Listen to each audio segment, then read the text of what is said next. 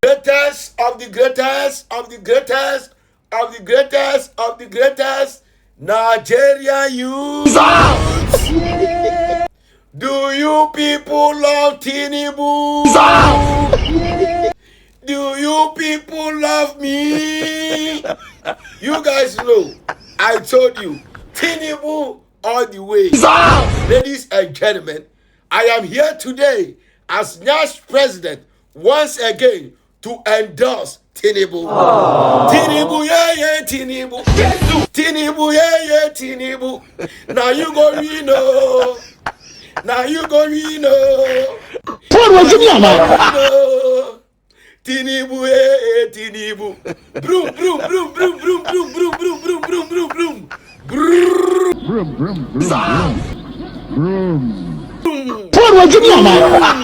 broom, broom, broom, broom, broom, broom, broom, broom, broom,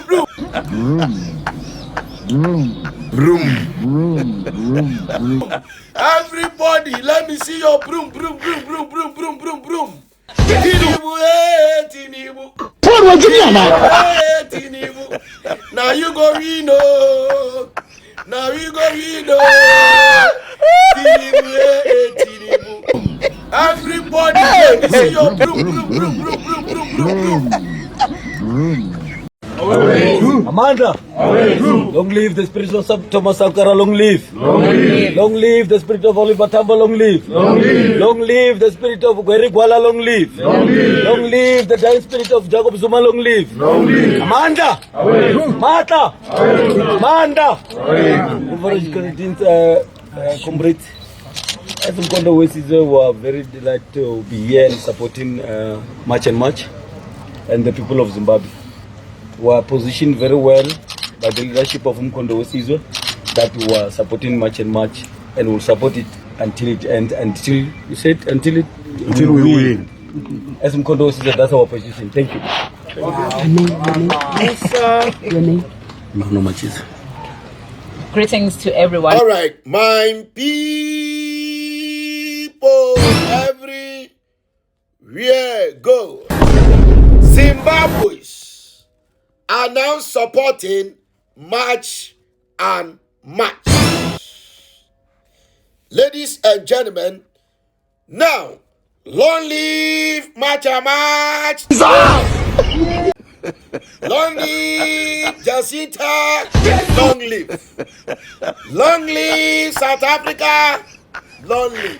Ladies and gentlemen, you all know the tension which is going on in Zimbabwe. Okay.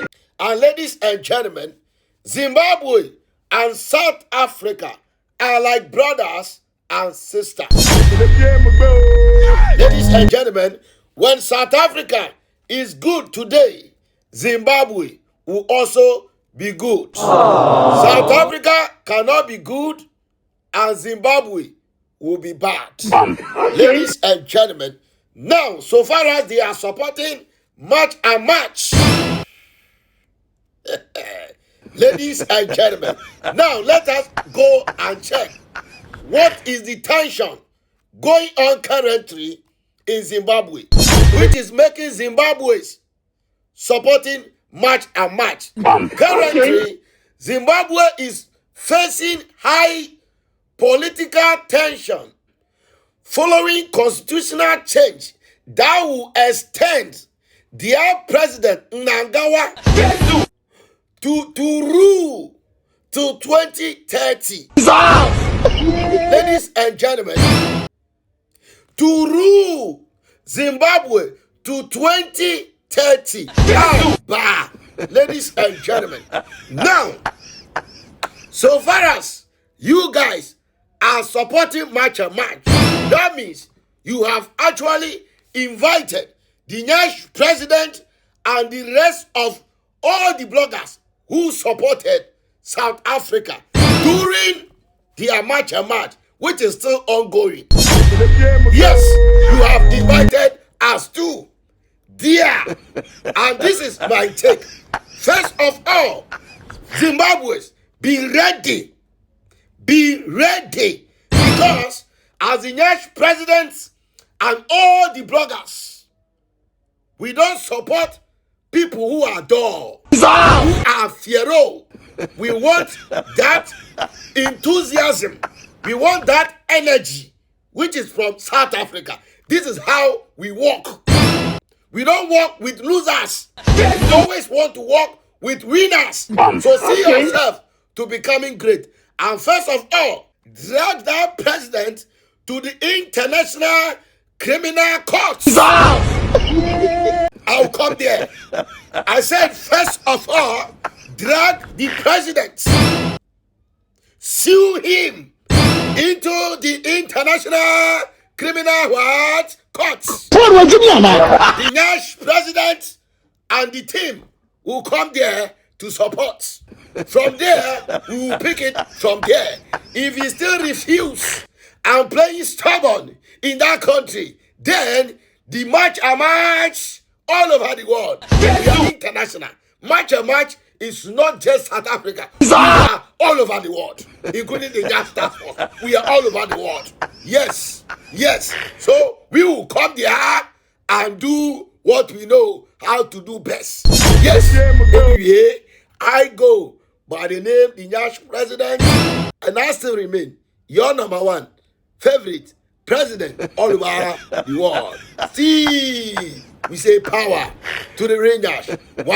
So Zimbabwe, we are with you. We are with you. Just take the action, and we will be there to support. Yes.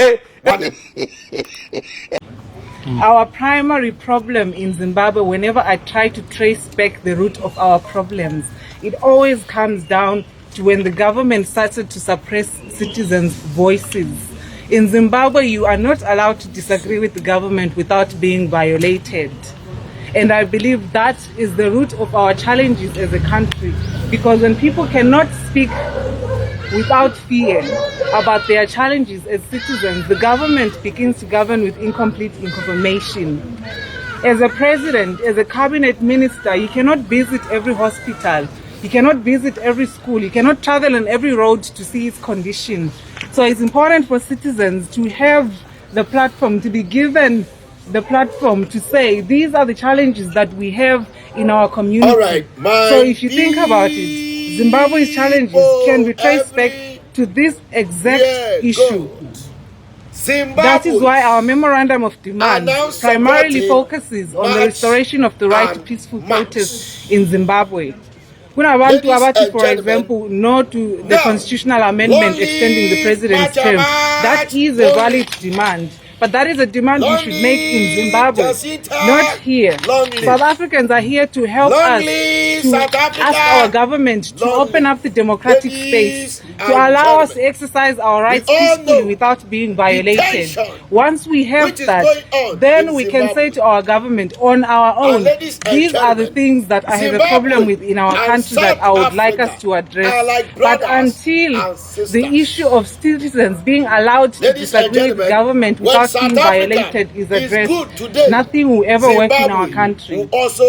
So I would like to read to you the memorandum of demands that we prepared, which we would like to submit to a representative of the Zimbabwean government. Now, so far as they are supporting March and March,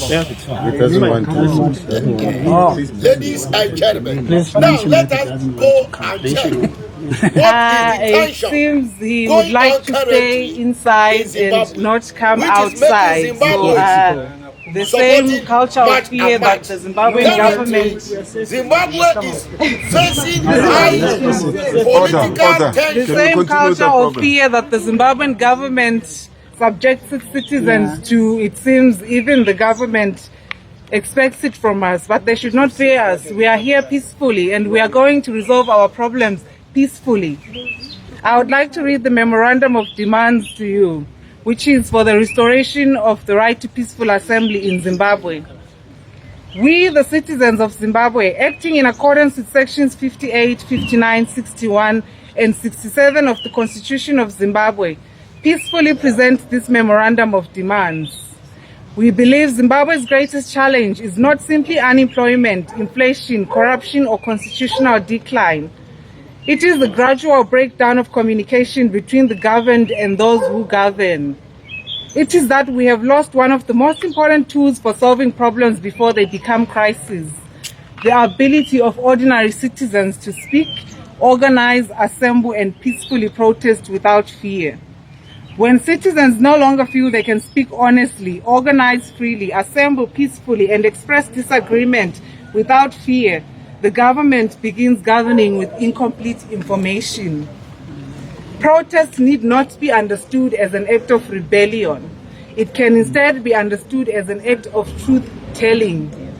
Every government, regardless of political persuasion, benefits from peaceful protest because it provides something no cabinet meeting, no intelligence report or policy paper can fully capture, and that is the lived experience of people.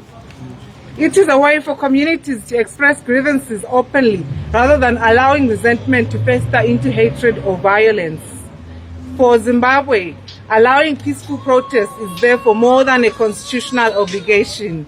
It is an act of reconciliation between its leaders and the people. Our primary demand: we call upon the government of Zimbabwe to restore, protect, and actively facilitate the constitutional right to peaceful assembly and peaceful protest in Zimbabwe. This includes ensuring that every Zimbabwean can peacefully organize, assemble, march, and petition public authorities without fear of violence, harassment, intimidation, or unlawful interference. Now we move to specific demands. Number 1. Within 14 days, the Zimbabwean government must publicly reaffirm its commitment to protecting the constitutional rights contained in sections 58, 59, 61, and 67 of the Constitution. Number 2, end the criminalization of peaceful protest. Peaceful protest must no longer be treated as a threat to national security. Government institutions and law enforcement agencies must distinguish between peaceful assemblies and criminal conduct. Violence and destruction of property remain unlawful. Peaceful assembly does not. Number 3, professional policing of public assemblies. The Zimbabwe Republic Police should adopt policing practices that facilitate peaceful assemblies rather than prevent them. Officers deployed at demonstrations should prioritize dialogue, de-escalation, and the protection of both participants and the wider public. Force should only be used when necessary and in accordance with the law. Number 4, transparent procedures for public gatherings.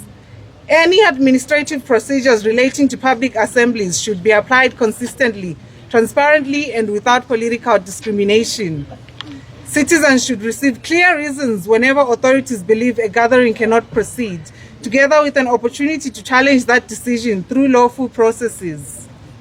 Number 5, the government should permit independent observation of peaceful demonstrations by recognized civil society organizations, legal observers, journalists, and other appropriate independent monitors. Transparency builds confidence. And now we move to the action steps. Number 6, monthly civic engagement. Within 60 days, the Zimbabwean government should establish regular public engagement forums through which citizens can peacefully present concerns, proposals, and community priorities to the relevant ministries. Protest should never be the only avenue available for citizens wishing to be heard. Citizenship Partnership for National Renewal. We recognize that rebuilding Zimbabwe requires cooperation. Accordingly, civil society, churches, labor organizations, students, professionals, and community groups commit themselves to contributing constructively to the national development.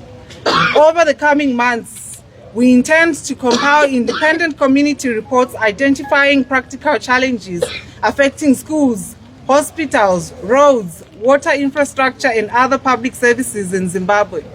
We call upon the government to engage openly with these reports, publish responses, and work collaboratively with communities to address the most urgent needs. And then finally, accountability framework. We request that the government publish within 30 days of receiving this memorandum its formal written response to these demands, the responsible ministry for each commitment, and implementation timelines. And last but not least, our commitment. We reaffirm our commitment to peaceful civic participation. We reject violence, we reject destruction of property, and we reject hatred. We believe Zimbabwe's future will be secured not through fear, but through dialogue, accountability, constitutionalism, and active citizenship. Our constitution guarantees every Zimbabwean the right to be heard, and today we ask only that those guarantees be honored. Signed, the citizens of Zimbabwe. Thank you. Thank you.